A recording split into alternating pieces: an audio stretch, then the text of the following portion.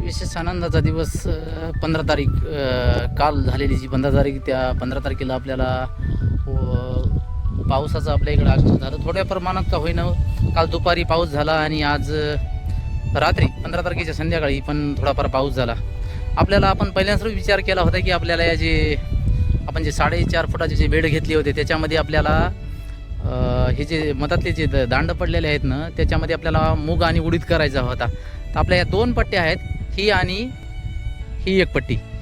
तर मग आपण आपल्याला याच्यामध्ये जे मूग उडीद पेरायचा होता, तर ते पावसाचा खंड पडल्यामुळं आपल्याला इतके दिवस काही करता आलं नाही. तर रात्री आणि काल पाऊस पडल्या निमित्ताने आज आपण याच्यामध्ये मूग आणि उडदाची लागवड करणार आहोत. हे आपलं उडदाचं बियाणं आहे, ज्याला आपण बीज प्रक्रिया केलेली आहे. बीज प्रक्रियासाठी काय नवीन आपण औषध आलं नव्हते, जे आपण सोयाबीनसाठी आणलेले होते तेच औषध आपण याला वापरीत आहोत. याच्यासाठी वापरीत आहोत की आपलं हे जे पक्षी आणि छोट्याले गोगलगाई किंवा किडे यांनी आपल्या समजा जे आपण बियाणं टाकणार आहोत त्यांना काही डॅमेज करू नये म्हणून आपण याचा वापर केला. आणि आता हे वाळत असल्यामुळे थोडं आपण थांबलेला आहे.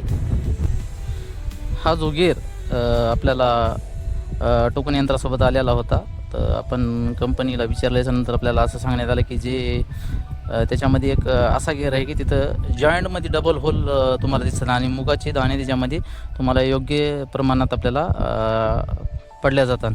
त्यामुळे आपण या गेअरचा वापर केला आणि आपलं टोकन यंत्र आता मुगाचं बियाणे भरून रेडी झालेलं आहे टोकन करण्यासाठी.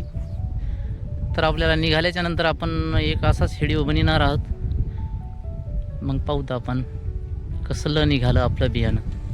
तर चला, तर मग पुढील व्हिडिओमध्ये आपण भेटूया.